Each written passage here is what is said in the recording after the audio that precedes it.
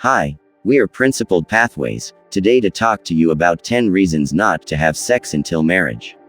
Now most people that will tell you not to have sex until marriage probably haven't had a lot of sex outside of marriage. And they would give you an answer like it's sin or you're breaking the commandment or something that might not make a lot of sense to you.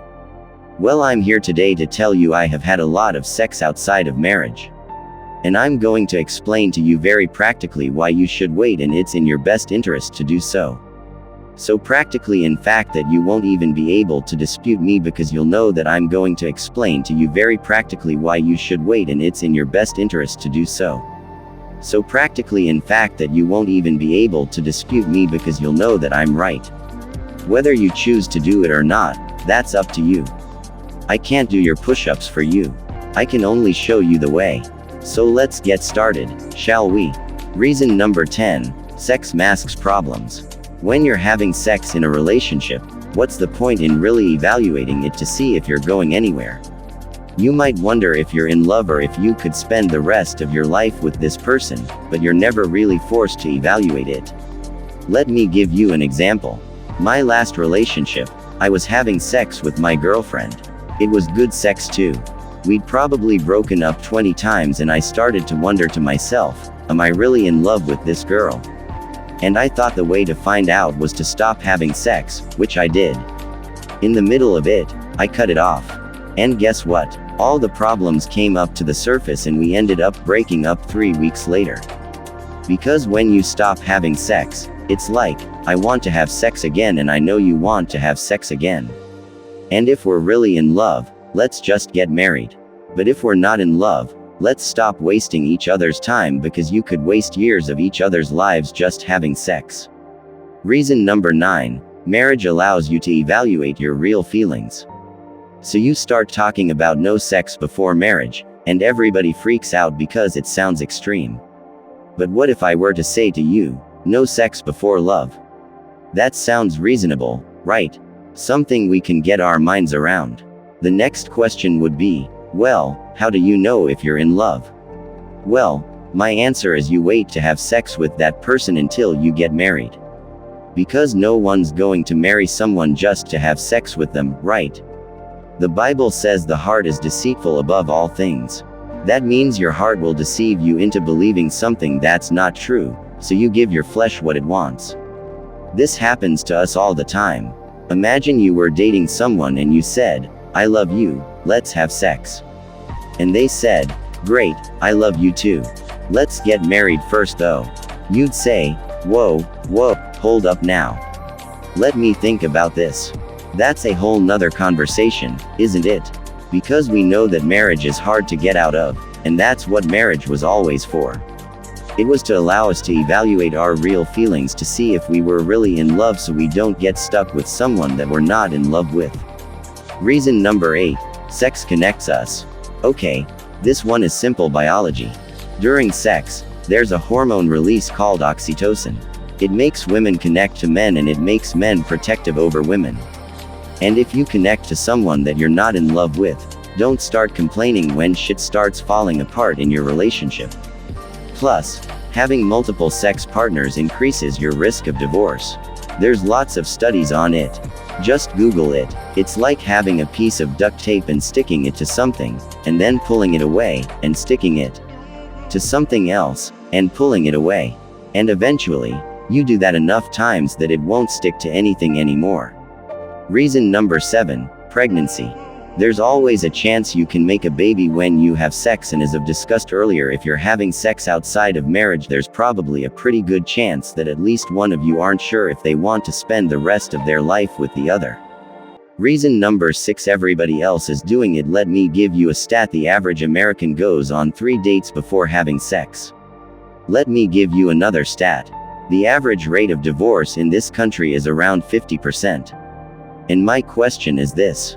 Of the 50% that are still married, what percentage of them are happy? Because I suspect that that number is pretty low. If I had to guess, I'd say it's 20%, and it could be even lower than that. If that were true, though, that would mean that your chances of getting married and being happy are 1 in 10 if you go about it the way that everybody else does, which is what? Going out with someone and getting into a physical relationship with them quickly before you ever really know who they are. Now you're connected to them and you're in something very complicated, and that's how people end up divorced or unhappily married. Reason number 5. What we gain too easily, we esteem too lightly. There's a saying that goes, what we obtain too easily, we esteem too lightly. And what it means is that if something doesn't cost you something, you don't appreciate it that much. Look, I've been abstinent basically now for the last 5 years. If I were to meet Mrs. Right tomorrow, I think it's reasonable to assume that we would date for at least a year before we got married. That will mean that I have 6 years of abstinence invested in that relationship. Now, how quickly do you think I'll walk away from it if we have a disagreement? Knowing that it could be another 6 years before I meet the next Mrs. Right. Whatever it is, we will work that shit out. Now, contrast that. How easy would it be for a person that had sex with their partner after 3 dates to throw it away and start over with someone when things go south? Reason number 4. Transfer of control. Coming into a relationship, the big thing that a woman has control of is when they have sex. 99 times out of 100, a woman is going to say when. But what often happens is after sex, a woman will chase the man around for the relationship, the thing that he's in control of. Because the way that it was always supposed to be was a man was supposed to say to a woman, I will give you security, marriage, if you give me sex. So a woman that gives sex and doesn't get marriage or commitment is always giving and not getting. And the man is getting and not giving. That's why the world looks at a man that has sex with a lot of women as a stud and a woman that has sex with a lot of men as a hoe. I'm not saying that one party is less guilty than the other, but I did just prove my point. Reason number 3. Talk is cheap. Ladies, listen, guys are good salesmen. They'll tell you that they love you and they might even mean it when they say it. But if they will wait to marry you to have sex with you, they probably mean it. And think how fast you can go through the numbers of guys through all the jokers to find your Prince Charming that actually does mean it. And guess what? He's going to be a lot happier that you didn't sleep with all those guys on the way. Reason number 2. Physical attraction fades. I've dated beautiful women in my life and I found myself not even physically attracted to them anymore. I literally would lay next to them and I would just rather have gone to sleep.